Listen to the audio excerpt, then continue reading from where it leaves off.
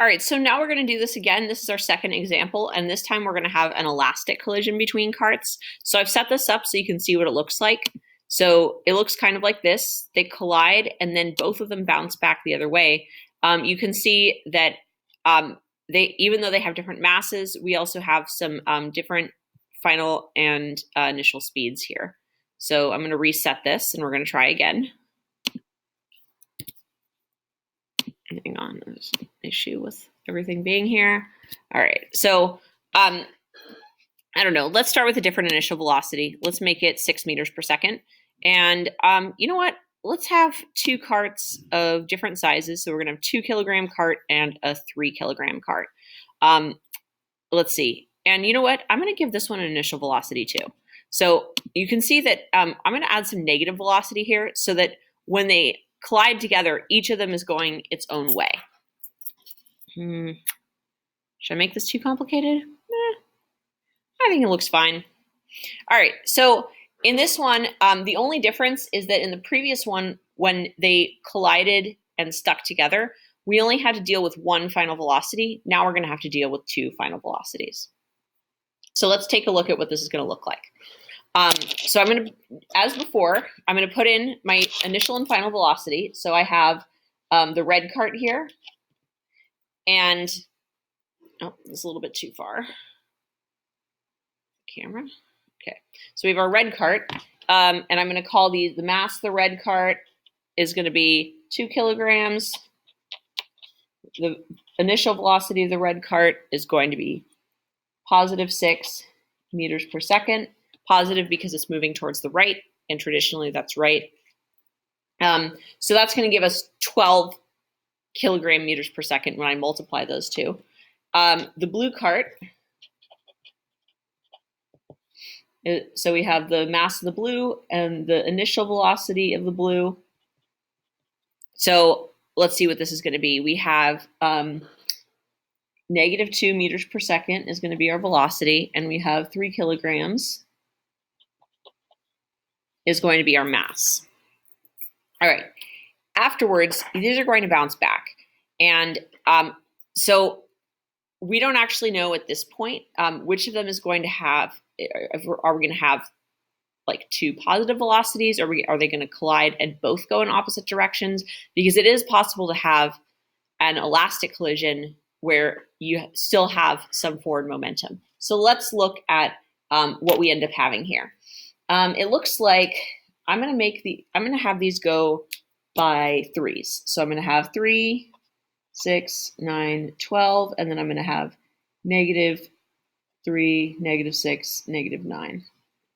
And this would be negative 12 over here. I'll do the same thing over here. So I have positive 12, 0, 3, 6, 9. And this part is going to be negative 3, 6, 9, 12 over here. All right.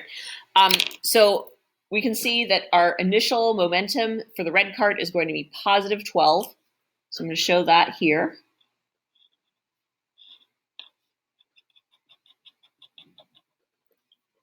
And how about our red cart? We have 3 times negative 2, which is going to give us negative 6.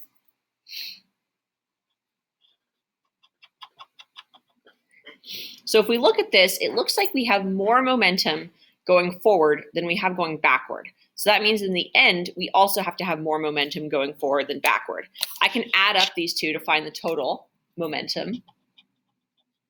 Even though I have 2 separate objects, I can still find the total momentum. So I have positive 12 plus negative 6. So this is going to give us a total of positive 6 momentum. All right. Now, we need to have a little bit more information about after. Unlike with the inelastic collision, with the elastic collision, we need to have at least one of the final velocities, if not both. Or rather, we need to have one of the final velocities to solve for the other. So I can still have the mass, right? So over here, I have the mass of the red is still going to be 2 kilograms. Mass of the blue, I still have 3 kilograms. And let's run this and see how so it's going to give us, when we run this, it's going to give us both of the velocities. But let's say that we're trying to solve for the velocity of the blue one.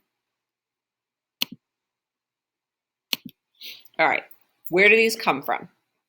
So let's say I have a motion sensor and it's set up to measure only the red one. That's the only one that's working. So the final, I'm going to call that VR final, is going to be negative 3.6 meters per second. So that means I have some negative momentum here. I do 2 times negative 3.6, and that's going to give us negative 7.2 in terms of momentum.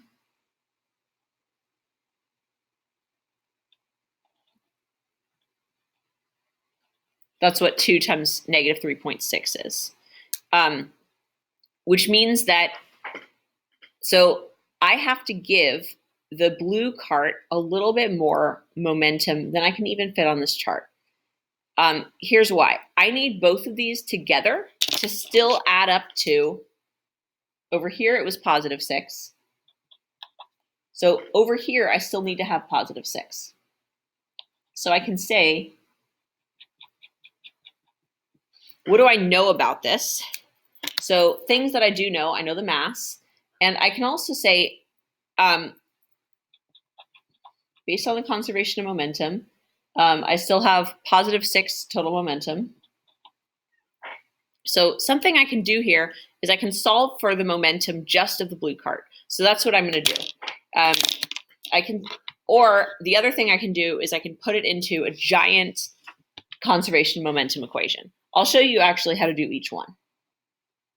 So the first one is putting into the giant conservation momentum equation. So I need to have P initial equals P final. And I have a term for each one. So I have mass of the red cart times initial velocity of the red cart plus mass of the blue cart times initial velocity of the blue cart equals, and I have some numbers for these, right? So I already know what a lot of these are.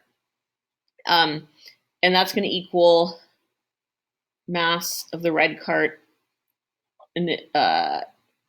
times the final velocity of the red cart plus mass of the blue cart times the final velocity of the blue cart.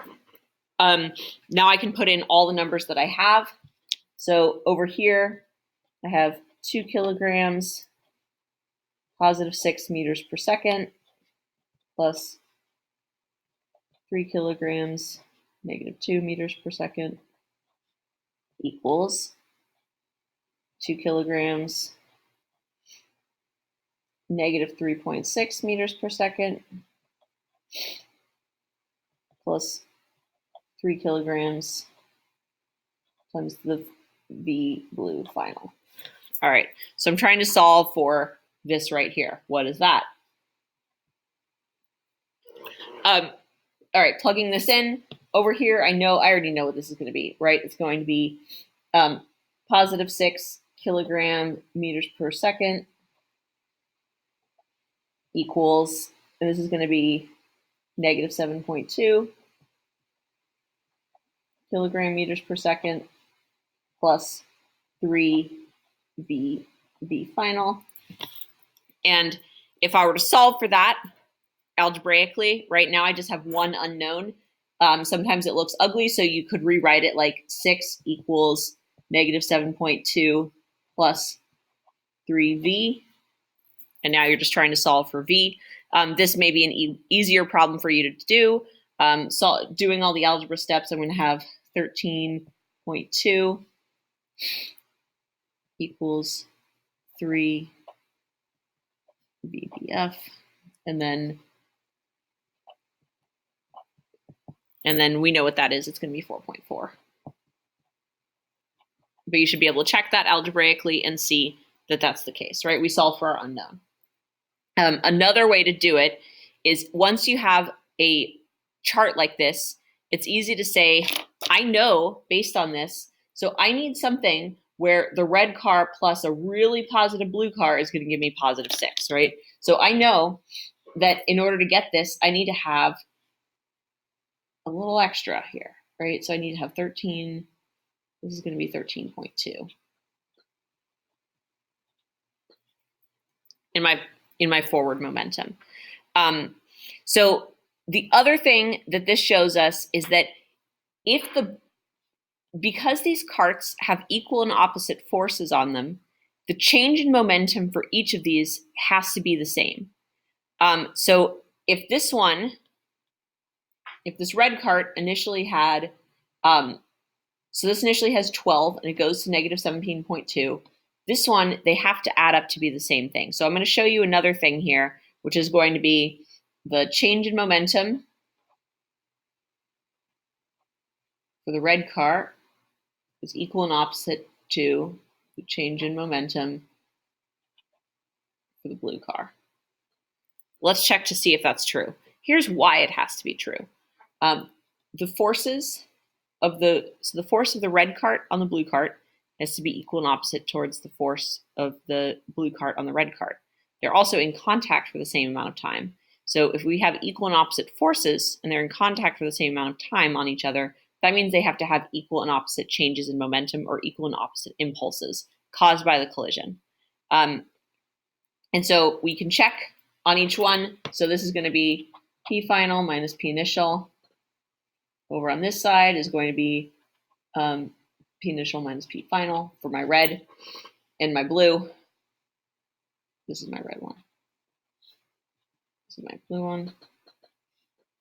So over here, I have negative 7.2 minus 12 equals initial is negative 6 minus, and this should be 13.2.